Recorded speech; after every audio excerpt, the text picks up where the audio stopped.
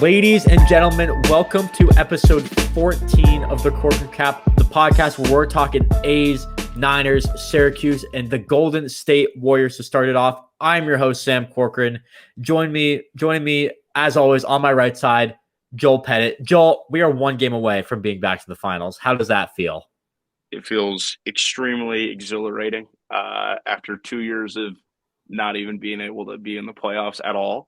And before that, having, left off with a kind of tough loss in the finals. It's good to now have most of our core guys back other than Kevin Durant and be on the precipice of being in the finals again. It's very exciting. Yeah, and while we're talking about the finals, I know we're going to break down the series. I know we're going to preview Game 5, and if there's a Game 6 and 7, we'll preview that. But I want to just say, I really think that this could be a hot take, but I think this team is better than the team. I think 2017 is a team of its own. I think this team is better than 2018. You think this team is? Oh God, Sam, I don't know about that take. Just look how deep this team is, and look. I think deep. A 7-game series. I think this team would beat the 2018 team. I know. I think Steph Curry is playing at a better level than he is in 2018. Klay Thompson is he? I mean, it's close. I mean, Steph. I mean, in this series, Steph's been really, really good. But for this team and this year, Steph. I mean, look, you know how much I love Steph, but I mean, Steph had some. I mean, Steph has had tough moments every year. I feel like, but I don't think you can. I think the standout Steph season is 2015-16, and I think when you group the rest of them together, you can look at them. And like part of it is, I think 2016 to 19 Steph is done a little bit of a disservice statistically in that he's sharing the ball with Kevin Durant, so he can't put up the same kind of numbers. That is true. Would you say, though, that this team is okay? Would you say this team is better than the 2019 team, the one that lost to the Raptors? The 2019 team. I mean, I don't know. Yeah, the 2019 team. I mean, we were so just like ready to be had. We were. We looked tired. I mean, that was the whole Durant Draymond thing. Yeah, if you had all the ebbs and flows and sort of like dysfunction of that team and you put it up against this team, I'd give our team a pretty decent chance. Wait. 2018 had like JaVale and Jordan Bell and all those guys, right? Yeah.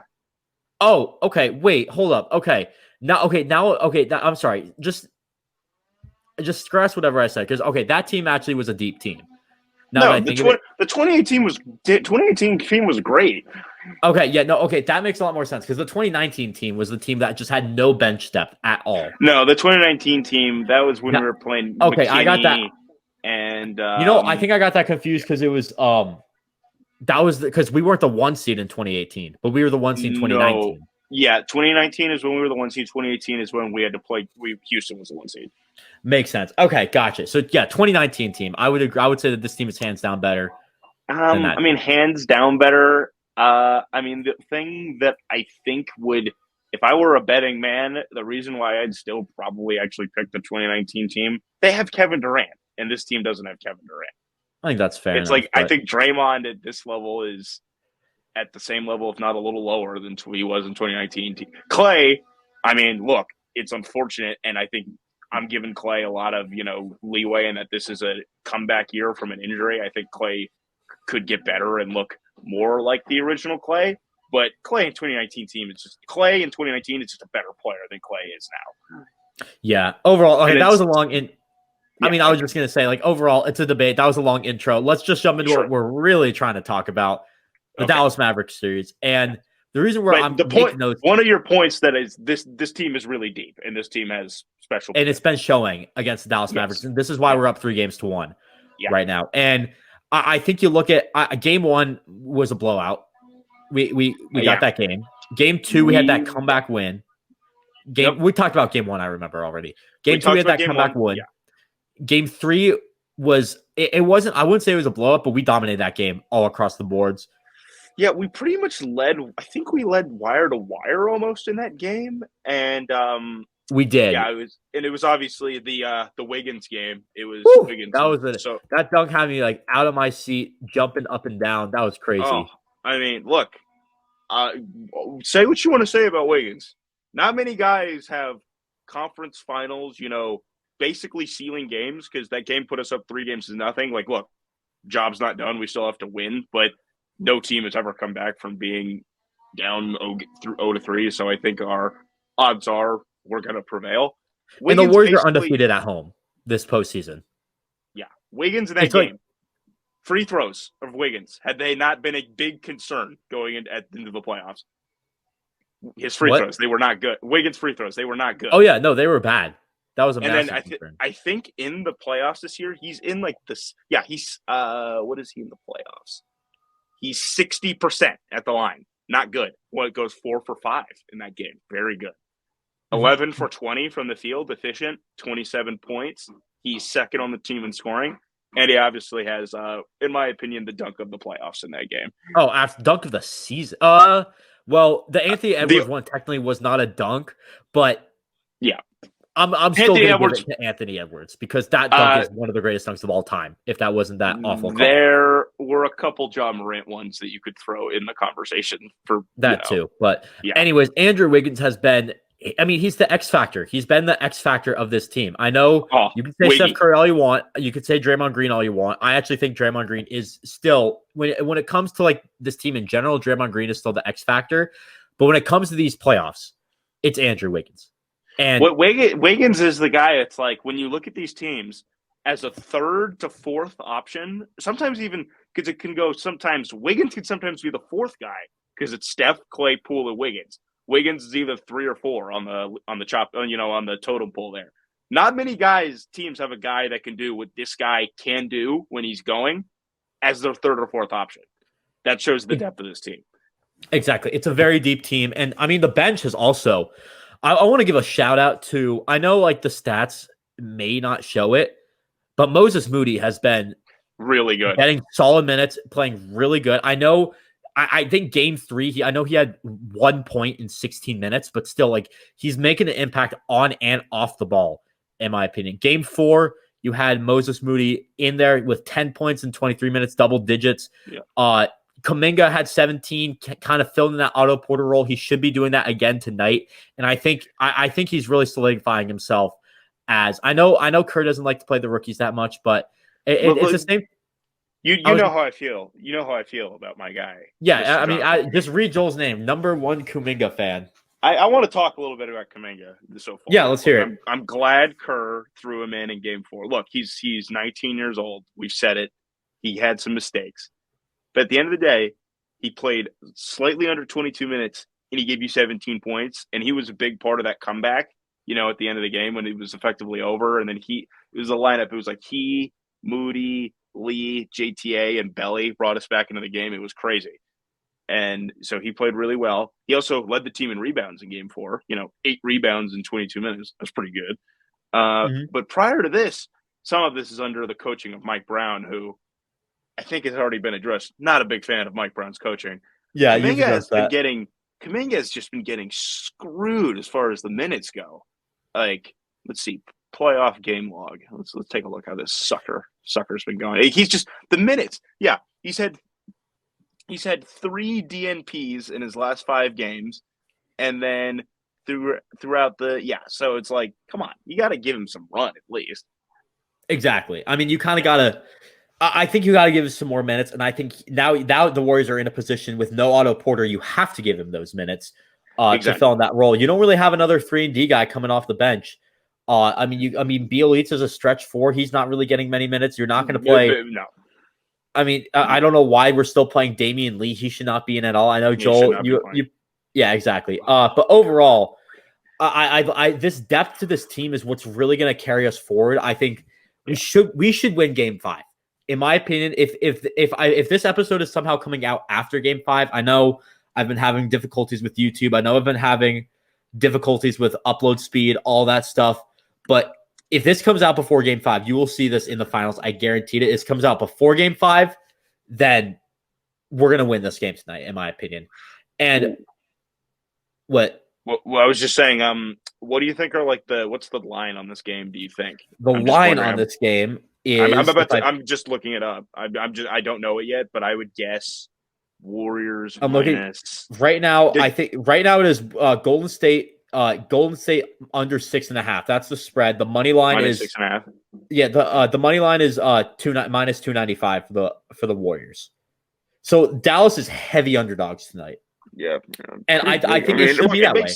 It makes sense. We're undefeated at home. We beat them pretty soundly in game 1, and we dominated second half of game 2. Exactly. I mean, we've been doing well. Now, I want to say, I was going to say about the depth of this team, it's going to carry us forward against the Mavericks, and it should carry us forward against whoever we play in the finals. I think if it's Miami, it's a close series. I know a lot of people are saying the Celtics have it wrapped up. They do not at all. It's a 3-2 series where basically every right. Oh, no, Joel, every game's been a blowout, dude. It's way too early to say that series is over just yet, in my opinion. Miami looks pretty gamey. Miami looks. I think Boston is the better team, but at the end of the day, I think Miami could give them a run for their money. But also, the Warriors have a deeper team than both of those teams, in my opinion. When it comes to the starting lineup, I agree. I think Miami is Boston has no depth, and Boston has no depth. Miami does have a lot of depth, and I think that's why they will be the harder opponent if we come to play them. But I think you look at Boston. I think if you look at Boston. They don't have much depth. It's really their starting lineup is really all what they have. And I mean, let me lay it out. It's Marcus Smart, Jaylen Brown, Jason Tatum, Grant Williams, and Horford or Robert Williams. So that's 6, and then they'll sometimes play Derek White. They'll play Derek White. They'll play Peyton Pritchard.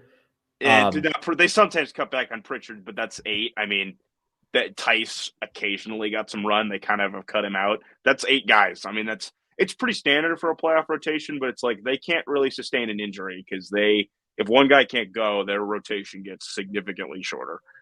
Yeah, in game 5, that was the closest game of this Western Conference Finals. They played of the Western Conference Finals. Or Eastern, excuse me. I'm sorry. They didn't really play Payne Pritchard that much. It's really 7. It's really 7 guys. Sometimes they'll put in Pritchard. Pritchard can't play D. I will say, though, I was at Warriors Celtics in Boston. They played Aaron Naismith a decent bit. I know injuries kind of riddled the team, but but he's young, and it's like it's a playoff thing, and it's like I don't think they're going to throw him into the fire. No, they're not going to throw him in. But overall, I just think the Warriors have a much better shot against a team. I think they should win, and I think it's their depth that's really going to carry them. This is what I was saying about the Dallas series. I said it's not going to be close. The Warriors are going to steamroll Dallas because they have a deeper team. Look, I don't think they're going to steamroll in the finals. I think it will be whoever they play. I think it will be Warriors in 5. But I don't. I wouldn't think it would be Warriors in 5 against Boston. Yes. Whoa. I think the Warriors.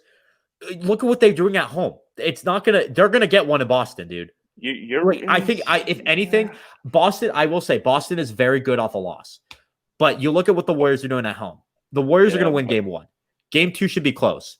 I think the Warriors will win that. If it's Boston game 3, I think the Boston will win. Then the Warriors will win the last 2. If it's Miami, I think it'll be the same thing. I mean, if Miami makes the finals, I mean, granted, they may get time to rest. I don't know how much time, but Lowry looks like a zombie out there. But Butler has no legs. I don't know if that's connected to his knee injury, but I mean, he's been awful the last 2 games, and it's just no burst. And Hero's out, so it's like there are only 3 guys that can really do anything off the bounce are those 3, and all 3 of them are hurt in some way or another or are completely gassed. So their offense is a little tough, and I mean, it's like they're playing Oladipo and the Martin brother and a lot of that. We're solid players, though. No, they're solid, but they can't shoot. It's like they're shooting in the 20s or something on threes. It's like they're solid. Mm-hmm. Duncan Robinson's getting paid $90 million to pick up DNPs and be a road cone on D. Yeah. And then they've got Bam. Bam, they've done a pretty good. I mean, Bam had one great game, but Bam was pretty good, I think, yesterday. But I mean, Bam's been a little up and down. He's had some bad games, some good games. And you've got Tucker, who, when they let the game be extra physical, Tucker and Butler and Lowry are like just bullies when you let them be because they're so strong and they get after it are. But when there's a tighter game, when you got Scott Foster, the extender, on the reffing crew, Tucker, a lot of his gusto gets taken away because they don't let him body up. Like the stuff he was doing to Tatum in some of these games, he was mauling him off the ball. It was tough. But yeah, overall, I think the Warriors are going to win tonight. They'll play one of those 2 teams in the final. Would you agree with me, Joel? I think that I would say that. I think that we should win tonight. I think we should get a pretty balanced attack. I think Clay came off a pretty tough game. Look to him, to be solid. Same with Wiggy. I mean, Wiggy's stat sheet was okay. He didn't take a ton of shots. I think he got to like pretty quiet dozen or so points. Just I want, an efficient mid to high teens, low 20s from either of those guys. Steph to be Steph. And then I want no turnovers early. I want no turnovers. We did a pretty good job, I feel like, in game 4. We did a good job in game 3. In game 4, we only had 8 turnovers. And here's the thing. We were down a lot of that game in the first half, even though we were playing bad. And you know why we were still somewhat in reach? Because we only had 8 turnovers. We actually won. We tied the turnover battle. It was 8-8. Which is some of the Warriors don't really do that much. We never have games under 10 turnovers ever. Like, let me this check, team turns the ball over a lot, and that needs to stop tonight. Oh my God! Let's see just playoff game logs. I want to see how many games the Warriors have had under 10 turnovers. It cannot be many. It can't be many, but yeah. Overall, I think at the end of the day, you cut the stuff that's been killing you, the turnovers, poor shot selection. I know the shot selection has been decent, but like turnovers, you got to get a good start early, and the Warriors should be able to win this game. But coming up, segment 2, moving on to the Oakland Athletics. We're talking baseball. It's a division stretch for the A's. You got the Angels and Mariners. They matched up against those two teams. More division games coming up. Jake and I are going to break that down to you. You guys will not want to miss out. Stay tuned.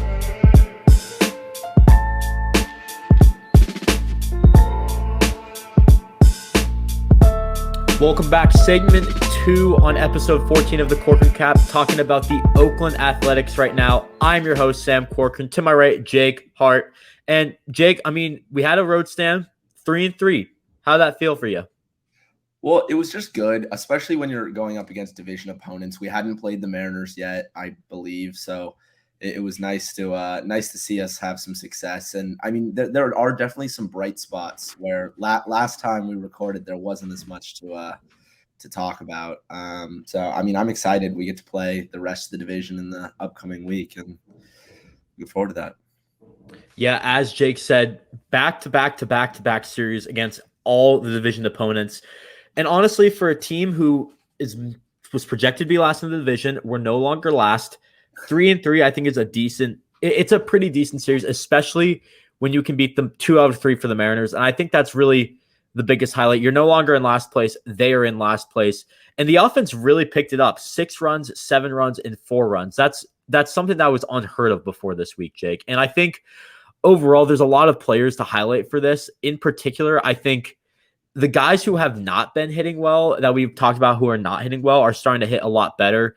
Seth Brown, Elvis Andrus, Jed Lowry hit a lot better. And overall, I was just really Tony Kemp had a good game, I remember.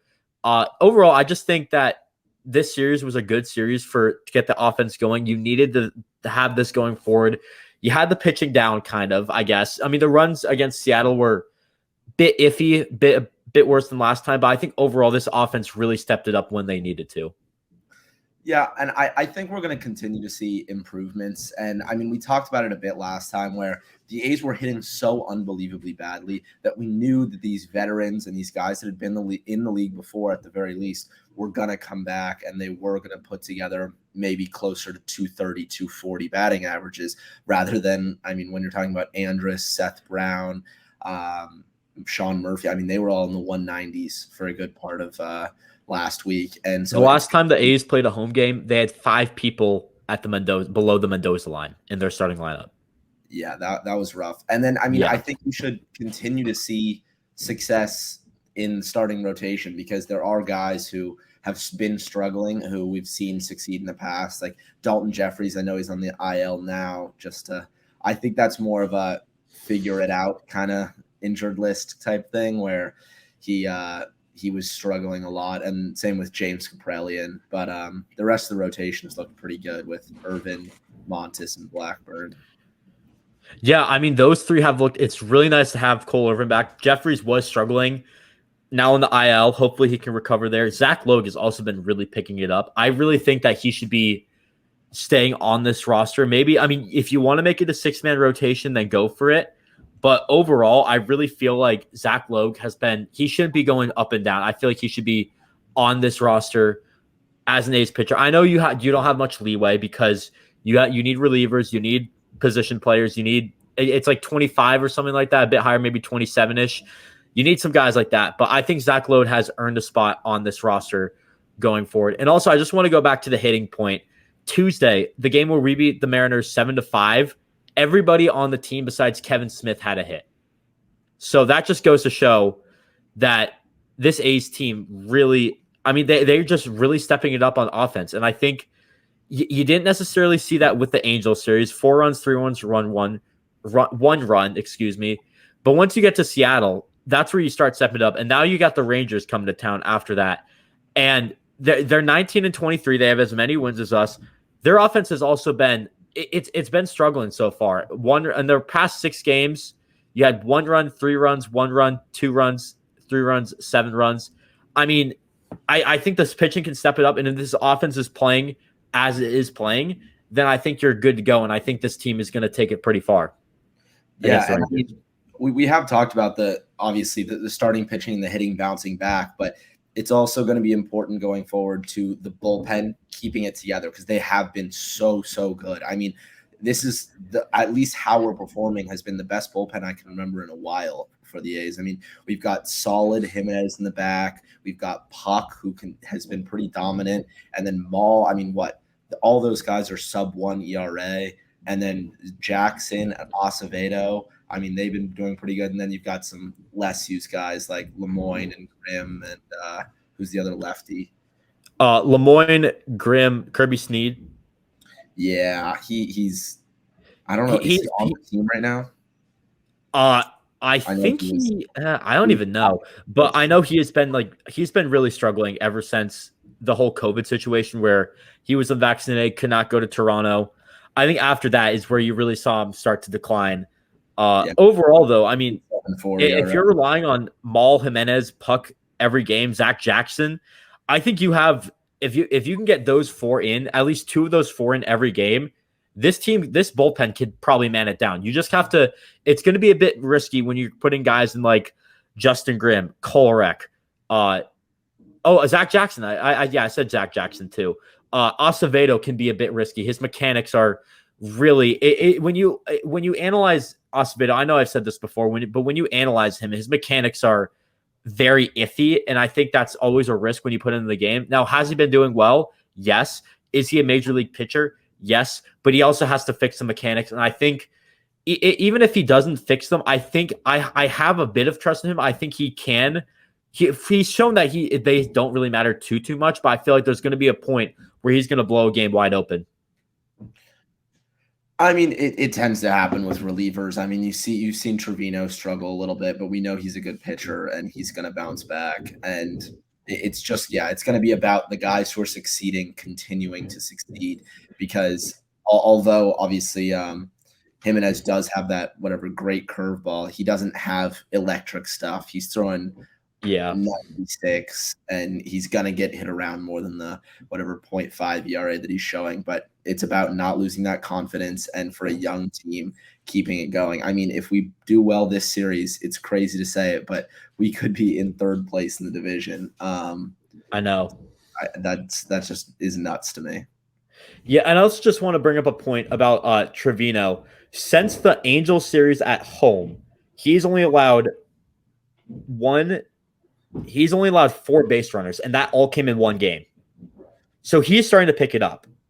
I just want to point that out real quick. Yeah, I mean, it really was like, I think we talked about this a bit last time, but it was that 1 relief appearance when he came back against the Rays in extra. Tampa, 4 runs, and without that game, his ERA is in the low 3s, which is, I mean, not phenomenal, but it's pretty steady for a hard-throwing right-handed relief pitcher. I also feel like the one thing about Trevino, he does throw a lot of balls, and that kind of gets you in those situations where it's a 3-2 count. What's going to happen here? It's always a bit risky. He always kind of pushes the limit. He always is throwing a lot of pitches in his outing, and I think it's been a bit risky with him, but he is one of our best relievers, and I think you have to have a bit of trust in him as well. Yeah, I mean, you see guys like that not succeed, especially at the A's stadium, where guys who pitch to contact more succeed with how much of a pitcher's park it is, and having those solid outfielders like Pache, Laureano. In the past, we've had obviously Chapman, Olson, Simeon, guys who are Gold Glovers, if not Gold Glove finalists. So I think you see guys like a Sam Mole or Cole Irvin, guys who are just throwing strikes really well. I mean, Bartolo Colon is the perfect example of a guy. I mean, he was 40 on the A's and he was an all-star, and he's known for just peppering strikes right in there. Yeah. And, that's really gonna pan out for you in the end.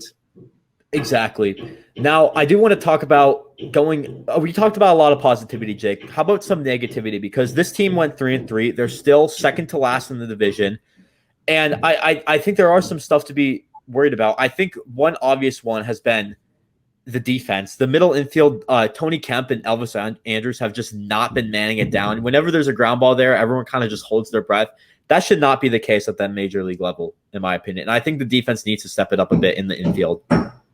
Well, sorry, they're doing work on my roof. So if there's any noise, that's why. It's all good.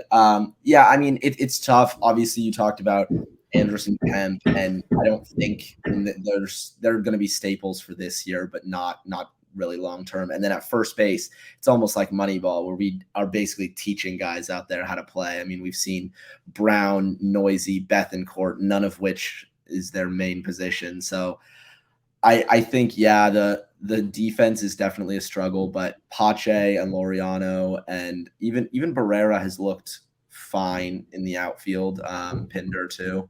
So I mean that kind of helps him out as well. Yeah, definitely. I think the outfield defense is fine. It's just when you're bouncing around first baseman, your third base. I mean, Kevin Smith. I think a lot of people. It's weird. It's either people see something good in him, people don't. I don't think there's really a good conclusion with Kevin Smith right now, because I've seen someone say, "Oh, this guy has been." You traded Matt Chapman for this guy, and he's been just like Matt Chapman. Where on the other hand, I know Jake. Yeah, Jake's confused by that. It's like I'm kind of confused by that too, because he has not been what Matt Chapman was at third base. Yeah, I mean, it's so hard to compare anyone to Matt Chapman, because if you're watching – Matt Chapman was so amazing because he stood with his feet on the infield grass and could get anything. And Kevin Smith is obviously – there was no expectation that he was ever going to be that player, but I just I don't see that any of that range. He makes the standard plays that he's expected to make and nothing more. And that's fine for now. But when you have guys – third baseman coming up in the minors and he's not hitting very well, it's not likely that he's going to be long for the third base spot, especially one that is so, I mean, you are expected to hit so well. It's not like you're over there at second where you could potentially see him if Kemp moves on. Exactly. I think the other thing that's been really bad for the A's, I know we talked about the positivities of hitting, but let's be real, it's still not that great. Luis Barrera is your top hitter, and that's only in 16 games. So that's a very small sample size. After that, Jed Lowry is leading the team with a 2.47. No one's above 250. And I also think, I mean, Noisy was at 280. He's dipped down to 243. And you still have Ramon Laureano below the Mendoza line. I know he hasn't played many games, but he needs to pick it up at some point. I know he's been hurt. But when he comes back, and he should come back soon, he got scratched last minute last game. So he'll probably come back this upcoming series against Texas or against Houston. He's got to step it up. Yeah, I mean, it's kind of, we've talked about this again and again, where the A's, the average will come around. Laureano is not a 190, 180 hitter. He'll end up hitting 230, 240 this season. But the whole hitting for power, it's what won us those games against Seattle, really. I mean, we had not been slugging. There were no doubles. There were no homers. It was a single and then a crazy amount of double plays. And so it was good to see that we started to hit a little bit better, but it's just needs to be more consistent. And then you also talk about we up against pitcher like Robbie Ray, who is obviously amazing. I mean, he won the Cy Young last year. And if Blackburn doesn't have that amazing performance that he had yesterday, it's really tough to win that game, because we did have so many runners left on base. I mean, I was going through the box score, and it was like second and third, no outs, no runs. Runner on third, 1 out, no run. It was just again and again and again. And I know we got what, a 2-run homer, and we scratched a few runs across. But if Blackburn even has a fine start where he goes, let's say 5 innings with 2 runs, we're probably not winning that game. And that's tough when we got 12 hits or something. I mean, that shouldn't be happening. Yeah, the offense still has to step it up a lot. This pitching staff needs help, and it's been a good pitching staff all season long. When you look at the upcoming series, you got Montes, Irvin, Logue, then you got Kaprelian and Blackburn. So overall, man, I think it's you're starting 5. You're starting 5 right now for pitching. It's very solid. Kaprelian has been a bit iffy, yes, but other than that, you got guys who are really putting it forward, and I think that we got guys that need to step it up. And I think we can finish off with a player of the week. For me, I'll actually let you start, Jake. I want to hear what you have for who is the best player of the past 2 series. I was thinking about this, and player of the week, it's tough to say because we've had so many like successes, but it's all like mired in some sort of mediocrity, where Brown has had a couple big hits in the last few games. I know he's up to 5 homers now. Talk about Jimenez coming in and being rock solid back to the bullpen. Blackburn has been pretty solid. And then, what flashed across my mind was who would make the All-Star team. I know we had this discussion yesterday. We did. And it was kind of an interesting discussion because it would obviously be Blackburn. And I was looking it up yesterday, and Blackburn has 2 quality starts in his 10 starts, which I thought was kind of funny for a guy with a 1.70 ERA. He's not going deep into the games. He's getting the bare minimum to get a win. But right now, I think I would have to go player of the week, Danny Jimenez. It's just I've come to expect when we have a lead and he comes in the 9th, we're winning that game. And it's so good because, he has 10 saves right now in 19 wins. It's ridiculous. We are not winning games by more than 3 runs. It is like razor thin. So having a rock solid guy in the back of the bullpen has really been, it's got to take stress off Mark Kotze's shoulders, where after Trevino's struggles at the beginning, it wasn't really clear who was going to step up. Yeah, Jimenez has made a massive impact. We talked about it, Jake. He could definitely be in the running for AL Rookie of the Year. Could be one of the best closers in baseball. I know a lot of people were saying after Aroldis Chapman got hurt, he's going to have a chance to step it up, maybe be a leader just have like some sort of stat where he's leading and really standing out amongst closers in all of baseball. I took a different approach for my player of the week.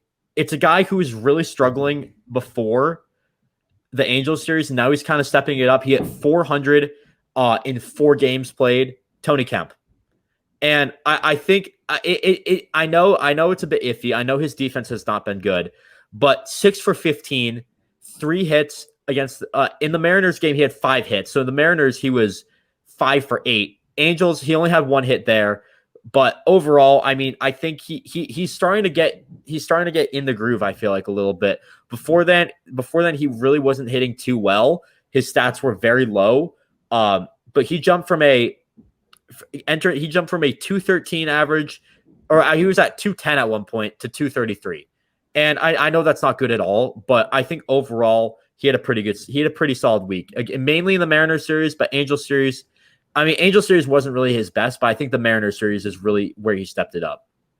Yeah, I definitely see what you're talking about. He was a solid guy just to get on base, but not a single extra base hit in either of those series. And the last time he got an extra base hit was against the Angels on the 14th in the second game of the doubleheader.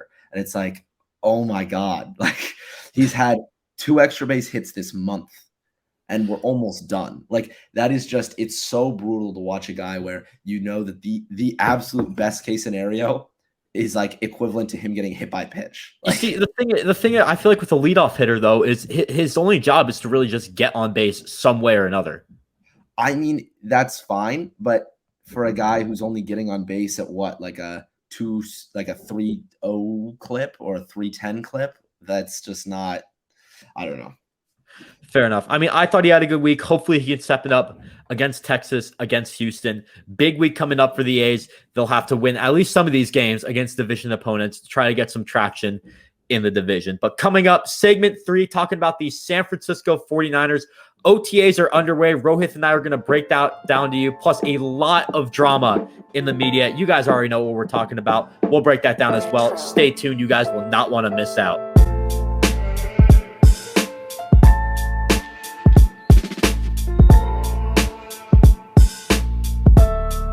Segment 3 on episode 14. Moving on to football, talking about the San Francisco 49ers. I'm your host, Sam Corcoran. Joining me, as always, on my right side, Rohit Cohn. Rohit, lots of drama in the 49ers community. OTA is also kicking off. How you feeling? I mean, I'm excited. We're going to get our first look at the new rookies. We're going to see an extended look at Trey Lance. There's a lot to look forward to. Yeah, absolutely. And I want to let's start off. I think we should start off by talking about what happened on Tuesday, escalated Wednesday, and it's still escalating more today. The whole situation with Javon, Kinlaw, and Grant Cohn. Now, if you guys have been living under a rock, I'll explain to you what happened. Basically, Javon Kinlaw came on Grant Cohn's channel, went in on him, said, "My balls are bigger than yours," threatened his family, just said a ton of stuff to him that it was definitely unprofessional. Now, I tweeted out the other day saying that I think Javon Kinlaw was wrong, and I think that's the end of the story. I don't think Javon Kinlaw was right in any sort of way. I also don't think Grant Cohn, what he did was, I think what he did after is what I think is the issue, because he's playing the victim card when he's not the victim. I think that's really the whole issue. But I don't want to necessarily talk about Grant Cohn. I want to talk about the team and how they responded to it, because this isn't an issue about Grant Cohn. This is an issue about the team, in my opinion. And I 100% get why they're backing Javon Kinlaw. That's his teammate. It's been well known for a long time that the 49ers locker room does not like Grant Cohn. And it's now evident that they don't like him because now everyone's speaking out about him. But this is the thing with journalism. As I'm someone who's studying journalism, it can be interpreted many different ways. This is Grant Cohn's interpretation of it. If you don't like it, then so be it. This is how he interprets journalism. He's not doing this. This is how he does it. He's giving the fans honest analysis on what's going on behind the scenes. He's basically giving people like what's going on. How are these players doing? What are these players like? Not many other reporters are doing that. Now, do I support that? I'm not saying I do. I think what he's doing is it's definitely radical. I'll say that. I'm not going to say whether I support it or not. But this is his interpretation of the First Amendment. This is his interpretation of journalism. And I don't think if you want to revoke his media credential rights because it's too toxic, then so be it. But at the end of the day, he's not going to stop doing this. And I think overall, I completely see where the players are coming from. I know Pat McAfee talked about it as well on his show today. And at the end of the day, I think there's no winner here. No one's a victim. And I get why the 49ers are backing Javon Kinlaw rather than Grant Cohn, obviously. And that's all I really have to say. I mean, for me, the funny thing is it almost feels like when you look at Grant Cohn's track record over the past lot of seasons, it almost feels like he had this comment almost because because when you see the way he writes, the way he talks to the players, it almost feels like he's trying to get under their skin. If not that, then a lot of what he tries to like say and write, it almost feels like incendiary, if that's the right word. Mm-hmm. It really feels like he's trying to like just piss people off or provoke them rather than kind of like seeing it as it is. But again, that's kind of his interpretation of things. That's not my place to judge how he interprets things, but his approach kind of, I mean, it kind of like rears its head, and you're kind of seeing it now. I mean, it's already been well known that nobody in the Niners organization really likes Grant Cohn, but for things to come to a head like they have, something had to have happened. But obviously, we don't exactly know what happened. So I'm not here to place any judgment. My issue here is that if you're gonna like keep trying to like do what you're doing and just kind of just piss people off and get under their skin, I mean, again, that's you. If that's your interpretation of the First Amendment, I have no problem with it. But at the same time, there may be consequences. Well, I also just want to say, I don't think if you're intentionally trying to get under somebody's skin, then I don't think that's cool and you're not a journalist. I think that then you get into an analyst role. And in my opinion, if you want to be an analyst, then you should not be in the 49ers locker room because you're there to you're there to report, not critique. And I know Grant does a bit of both, and that's why I think he gets a bad rep, but you have to be more journalist than analyst, in my opinion. I mean, of course, like finding that balance is difficult, but at the same time, you got to consider how long Grant's been in the industry, how much experience he's had within journalism. You'd think he'd have that figured out by now, and in a way, it kind of feels like he does, but at the same time, it doesn't, and you're kind of seeing the more negative side effects of it now. Yeah, absolutely. And I think at the end of the day, as I said, there's no winner here. There's no loser. It's just something the people are just going to have to move on. It's nothing. It's not a big deal, in my opinion. It's not that big of a deal. Should Kinlaw handle it better? Absolutely. Kinlaw, excuse me. But at the end of the day, you just have to move on. We have OTAs coming up. They're going on right now. You're going to have mandatory workouts coming up, then training camp. You got to focus on that. And speaking of OTAs, let's just jump into that because I know now OTAs are where there's not much news coming out of OTAs. But I just want to look at some of the guys who, looking at the roll call, you look at, and this is kind of expected, the guys who are usually the stars on the team are not reporting, which it's totally fine. I just want to say Garoppolo's not there. Juszczyk's not there. Deebo Samuel's not there. Only one starting offensive lineman is there. Your top two tight ends aren't there. Your top two defensive linemen aren't there. Fred Warner's not there. Jason Verrett's not there. Ambry Thomas isn't there. So the majority of the team did show up. There's some rehabbing going on. This is all per Cam Inman, by the way. But I think overall, OTAs, it's really a time where the guys behind the guys, if that makes any sense, the guys behind the starters have a chance to shine. Yeah. And I want to ask this to you, Rohith. What position group, in your opinion, has the best chance to shine at OTAs? Which position group is the deepest, and which position group is going to show why they're the deepest? I mean, I think the deepest position is, without a question, the defensive line. I mean, just on sheer numbers alone, how many defensive linemen do we have? At this point, like, we're looking at a offseason roster of 90 people and up. That's including practice squad members at that.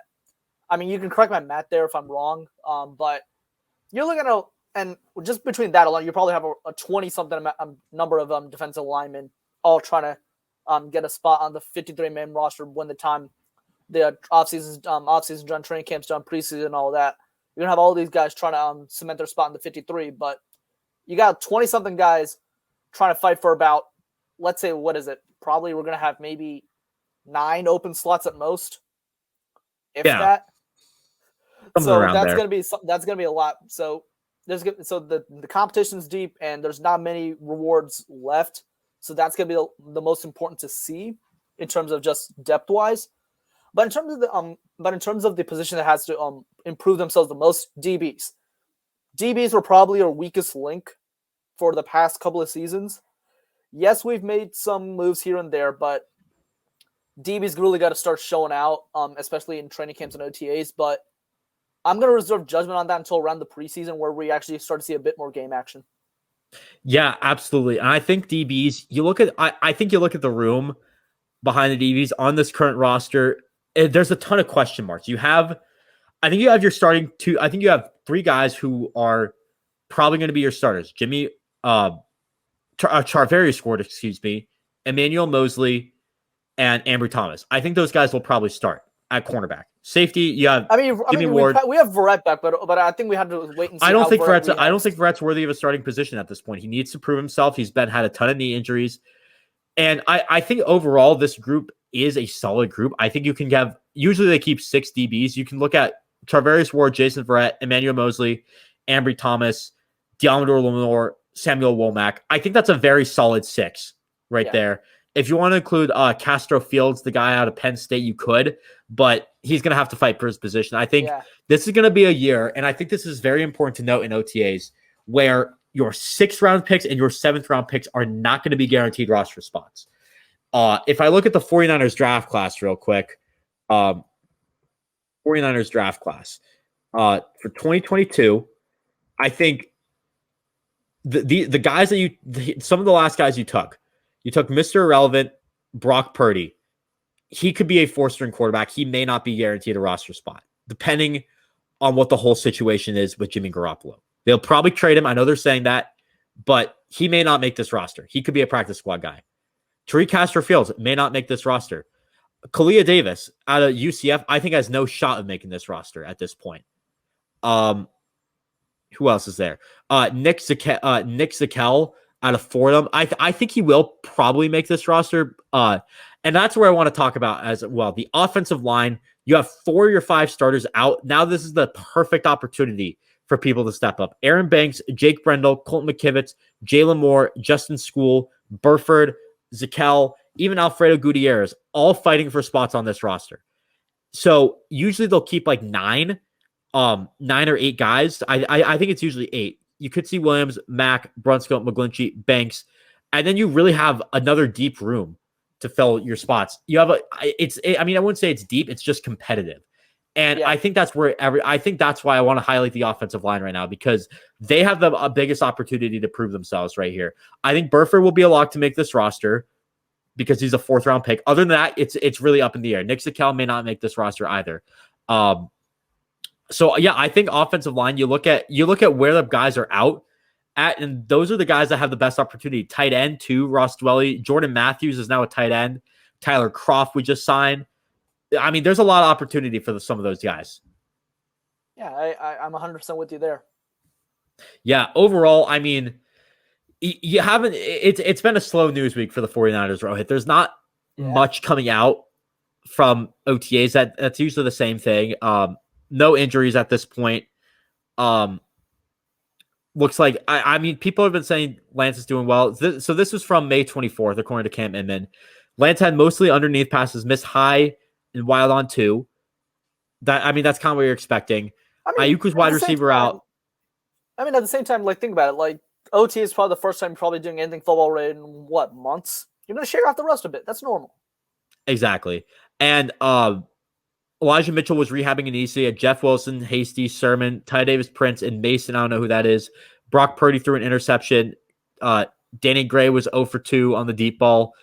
And some guys also did come back the next day. With Kittle, Warner, McGlinchey, Brunskill, Kinlaw, they obviously came back to the Bay and did their stuff.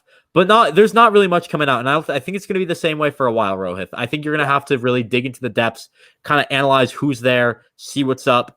And I think that's really all I have to say. Yeah, I mean, there's not much to say. I mean, and after all, OTAs have just started. We still have time. Exactly. Lots of time for improvement, lots of time to get this team ready, and lots of time for the players to prove themselves. But coming up, segment number 4. I know we're going to end this a bit early, but let's talk about Syracuse. They have some new recruits coming in. We did it a little bit last time. Let's finish that off with Zach and I. You guys will not want to miss out. Stay tuned.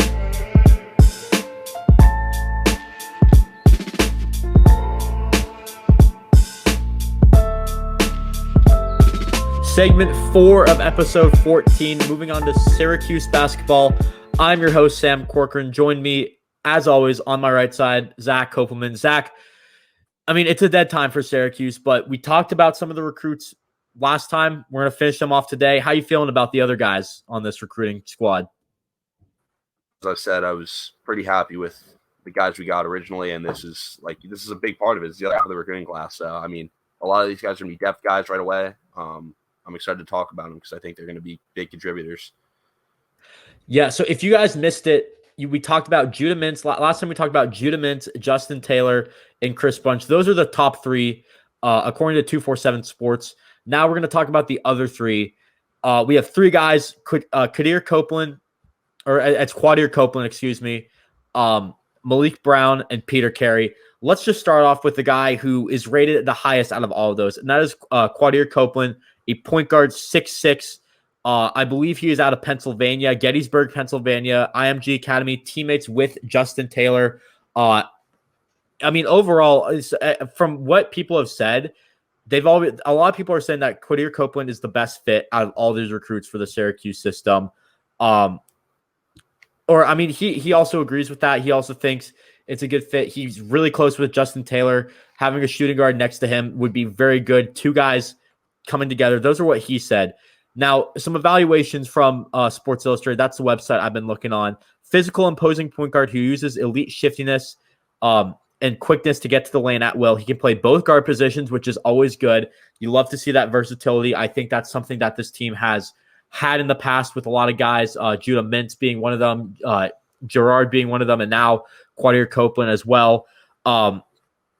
Great vision to drive. He can play. He has a great scoring ability. He can take the bump through contact. Doubles as a hound on defense, pestering opposing guards at 94 for 94 feet. That's obviously the length of the court. So overall, I mean, just a gritty physical guy. That's really what I feel like a lot of colleges are looking for, Zach. Just when you get that gritty physical player, especially in a 2-3 zone, which we run, obviously, I think it can work out really well on defense. On the offensive side, you need guys driving to the rack. I mean, they don't have many bigs at Syracuse right now, so you got to find somebody to fill in that role. Obviously, he's not going to be a big, but at the end of the day, I think you can get somebody who can drive to the rack a lot more, and that's what you're really looking for. Somebody who can post, like not post up, but just be physical inside the paint, and that's what I think Quadir Copeland can do at the point guard position. Definitely seems like an on-ball guy. From what I've seen in other reports, he's definitely more of an on-ball guy. At shooting guard could be a good fit. I know we're kind of stacked there with Gerard, Peter, Justin Taylor, other guys working out well for them. But I think overall you're looking at a pretty good combo guard, mainly point guard. And I think I know we always say that he doesn't start right off the bat, and I don't think he will. I think Mintz will probably get that position looking at how this team is shaping up. But if you need some depth, I think Samir Torrance also, I mean, I think he's definitely a bit more on offense. Quadir Copeland is and Samir Torrance, but I think you see a lot of similarities in these guys when reading the reports, when watching the film. Just gritty guys, great on the ball, facilitating, scoring, doing all of that. I think that's what you get with Quadir Copeland. Copeland's, I'd say one of the guys, if not the guy that I'm most excited about long term. Mintz is a big guard, but Copeland is 6'6" legitimately. He can obviously put on a little bit more weight, but he's a legitimate 6'6", so can play both guards. I think he actually fits more the facilitating point guard role, which here I'd say the only critique on him is he's listed at 175 on 247. So he has a little bit to grow, but once he fills out that frame, I think he could eventually slot into where Joe Girard's playing right now, maybe play even on ball a little bit more than Mintz does. And he's going to be that facilitator that this team is kind of missing, even though they have Samir Torrance. But I think he could be a really good player down the road. Yeah, and I think you have a lot more potential with him. I know Samir Torrance struggled at first in the Syracuse system, kind of got it going towards the end of the season. Now you got 4 years with this guy instead of 2, which I believe Samir Torrance is the incoming senior, if I'm correct. You get more years with this guy, and I think you can see some stuff down the line with this guy. With Copeland. And I think I like that facilitating role. Good on defense. I mean, it reminds me a lot of what they're looking for to replace Samir Torrance down the line. And I think you're getting a guy right now rather than next year, a guy who's going to know the system when he comes in, gets more playing time, probably will not play much this season, but when he does next season, I think it's going to be really good for this team. You get that facilitator and you fill that role immediately. Mm-hmm. Absolutely. Let's move on to the next guy. That guy would be Malik Brown, a power forward out of St. George, Virginia, Blue Ridge School, 6'8", 210, a 3-star on ESPN, almost a 4-star, 79 is his grade. The valuation, according to Sports Illustrated, just a good basketball player who rebounds well, plays good defense, and can finish inside. Smart defensive player who has a very big wingspan to cover the basket. Used a lot of press defense. That's something that Syracuse needs a lot, in my opinion. Press defense. They don't really do. It's a zone scheme. They don't do a lot of man-on-man. I know we talked about that for one of the games. I forget which one it was, but we were talking maybe more man-on-man defense could be good. But now, I think that's what you need. But you need some guys, some versatility. You don't want all these guys who excel in a zone system. You need some versatility on this team, and I think that's what you get with Malik Brown on defense. Offensively, he moves the ball well. He moves well without the ball and can get into a position for a guard to drop a ball off for him to finish. So more of an off-ball guy, probably not going to be an on-ball guy. Overall, though, I think you look at this guy, I think this is more of a defensive commitment. That's really what's highlighted here. And himself, he says it right here. I mean, it felt very welcoming, good relationship with the coaches. And it also just seems like from what he said that everyone in this recruiting class is really close with each other already. So that's always a good thing to have in mind when just gets some chemistry down. So seems more of a guy like a team player, not going to be scoring many of those points. I don't really know what role he would necessarily fill right off the bat. Because I think he's very different from a lot of the guys we currently have on the team, which I think is a good thing and a bad thing. I think it's a good thing because you can really use him in a unique way compared to most players. But I also think it can be a bad thing because if he needs room to develop, he doesn't really have that many guys to look up to. He just really has the coaching staff. And I think it's not that bad of a thing, but I think it's always good to have a guy to look up to like that and get more of a developmental role in this system. But overall, I think this is mainly for defense from what I'm seeing. Would you agree with me, Zach? I mean, yeah, I think he's a defensive guy first and a rebounding guy first. He's kind of that glue guy, almost, you're a Warriors guy, I think Draymond Green, but he's a little light. He's a little light in the ass. I think he's out of all the guys that we got committed, he's the most, like, he's got Syracuse written all over him. He's a long, lanky, he's a 3 or a 4. Think, who's the guy we brought in last year who we talked so much about? Benny Williams, who, Benny was almost a 5-star. He was a much better scorer. He could shoot, but he's in a similar mold to Malik. He's a tall, really skinny guy who can play the 3 or the 4 and has a lot of weight to put on. So I think if that's the path Malik Brown kind of goes on, one day he's slotted in as the starting power forward after he puts on 20 pounds. And he's already got a really solid defensive skill set, can rebound. And I think once he puts that weight on, he could kind of play down low as a big.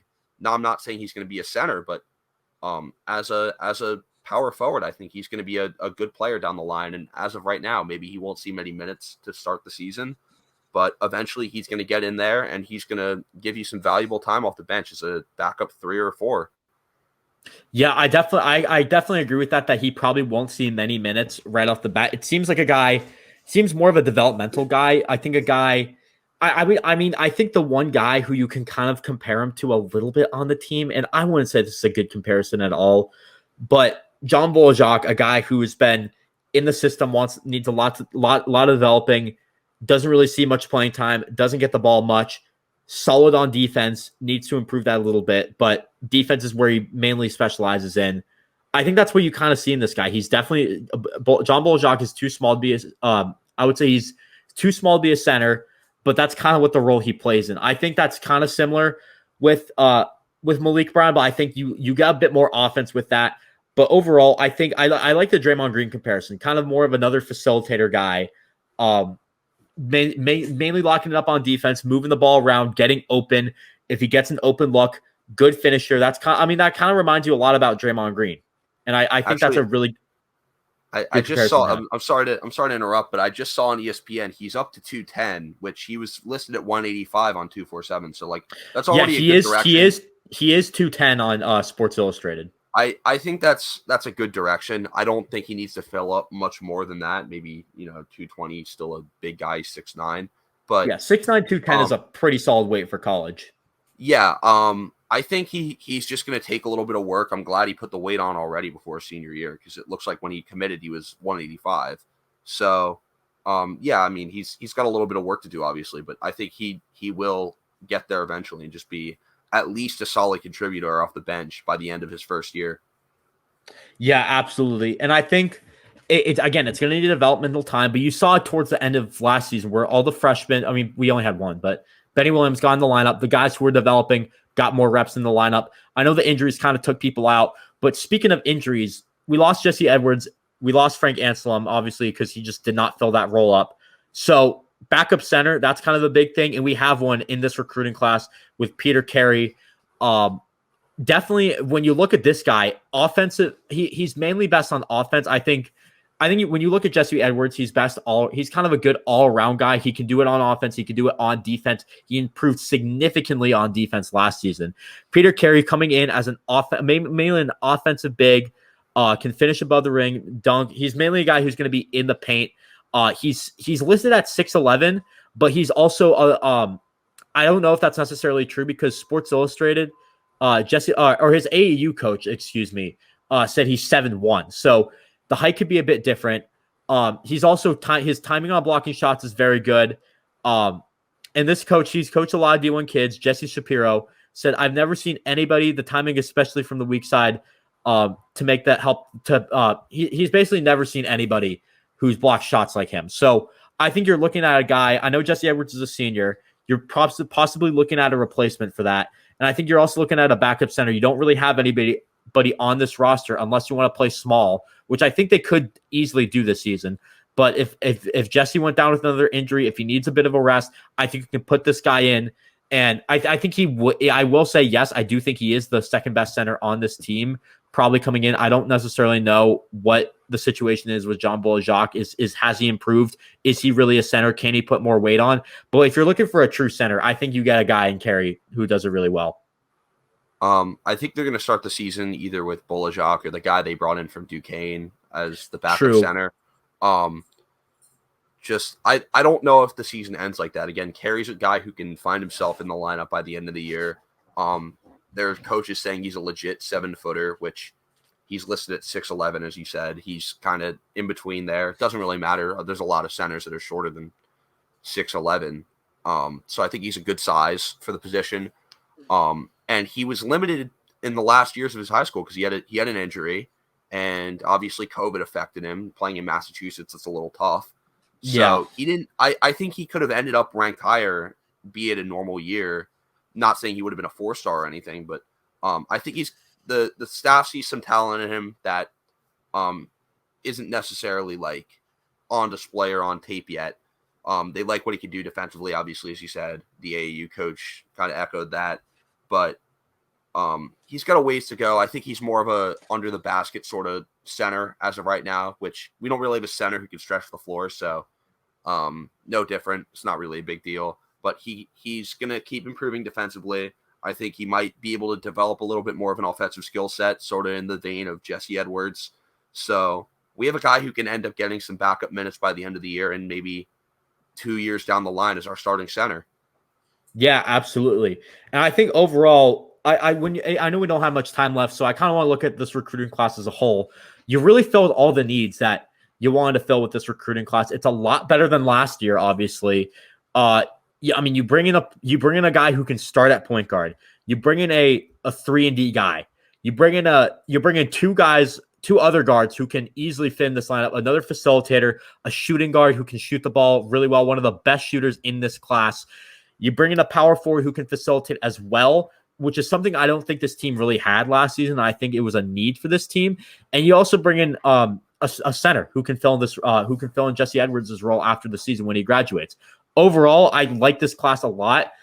I would probably give it I think you look at the guys and you don't really see the star power with like 5 stars, 4 stars. There's no 5 stars on this team. You have, according to ESPN, there's 4 4-stars and 2 3-stars. I would give this a B+. I think you fill everything you need. It's going to need some developing, which I think Syracuse does a good job at doing. I also think they probably won't see the court much this season. This could be a year 2 kind of thing where you really see most of these guys shine. But overall, I give this a B+. I think in a bubble, I'd give this class an easy A. Like you give them to a lot of other teams. I think these are players that fit Syracuse very well. But I think any other team you give these guys an A. I'd give it an A- or a B+ just because of the state that this team is in. Even if they wanted to bring in one more guy, I mean, that probably would have helped the future outcome.